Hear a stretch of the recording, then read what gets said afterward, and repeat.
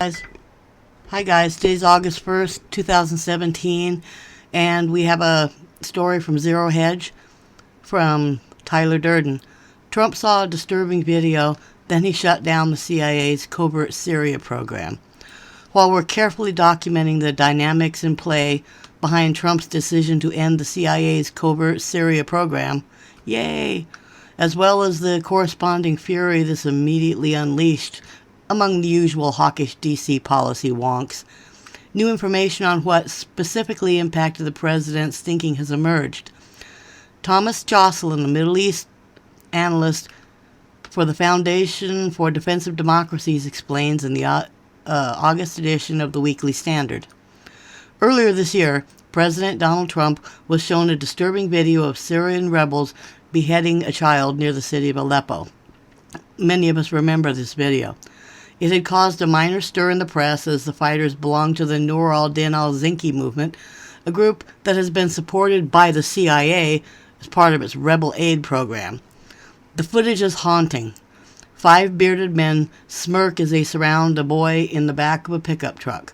As I recall, he still had IV tubes and things hanging out of his arms because they'd snatched him out of a hospital.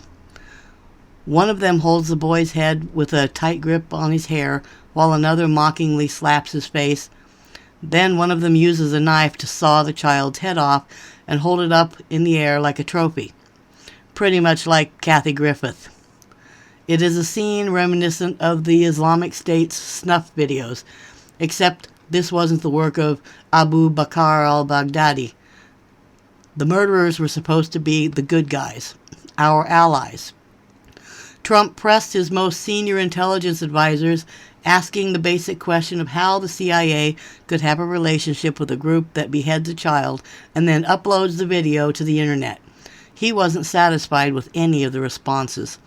Trump wanted to know why the United States had backed Zinki if its members were extremists.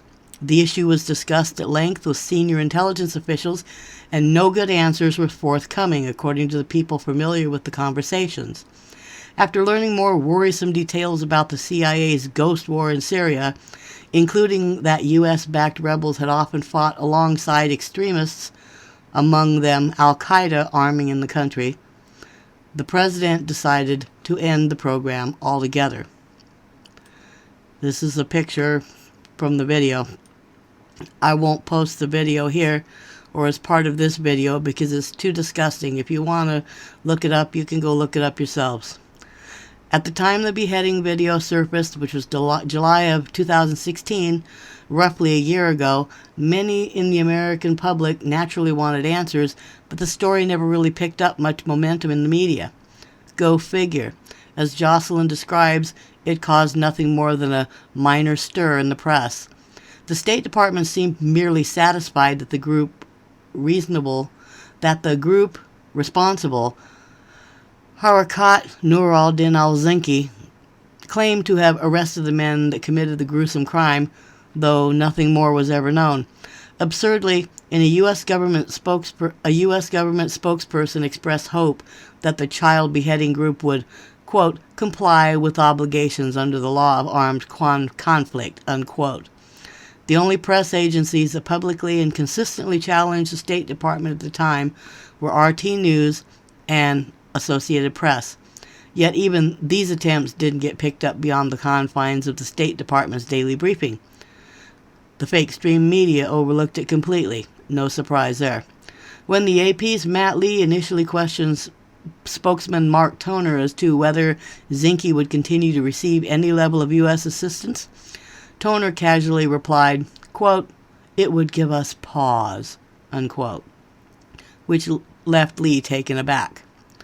Meanwhile, it wasn't just the U.S. government which had aided Zinki, but as fighting in Aleppo raged, it became a favored group among both the mainstream media and prominent think tank pundits.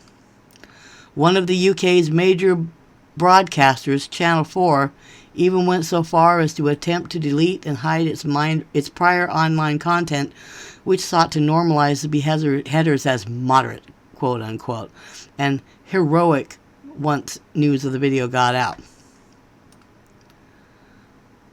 Among think tankers, Zinke's most prominent public supporter, frequently presenting the terror group as actually representative of Syria's secular quote-unquote and supposedly democracy-promoting armed opposition, even after the beheading video emerged, was Charles Lister. Lister was finally confronted not by mainstream media, but by Alternet's Max Blumenthal at a D.C. event held by the largely Gulf-funded Atlantic Council. Only by the time of this January 2017 public forum, and after being persistently questioned, did Lister awkwardly back off his previous enthusiastic promotion of Zinke. There's a video about that out too. Max Blumenthal challenges Charles Lister on moderate rebels, I imagine. We can imagine that Trump saw other things beyond the shocking Zinke beheading video, which made him fully realize the utter criminality of the CIA program. The only question that remains is who in the CIA or Obama-era State Department should be prosecuted first. I don't know. I think they should get him en masse. At another level, there's also news today about Venezuela. Maduro's Venezuela is a failed state, etc., etc. And the opposition was arrested. You know, I'm kind of tentative about that because I keep coming back to this right here, that al-qaida and al-qaeda and ISIS, they were all called the opposition in our mainstream media, as is the opposition down there in Venezuela. So I'm not really so sure of who's who down there. You know, and if you realize that the mainstream media only backs the globalists and their pawns, well then I think there's reason to believe that the opposition down there may not be opposition, but maybe more CIA funded and controlled fighters just like ISIS, al-qaida, Nur al-Zinke, and all the rest of them down there. So I'm just, as a final note, I'm just not too quick to jump on that bandwagon. So you all have a wonderful day, and hopefully there's something to think about there.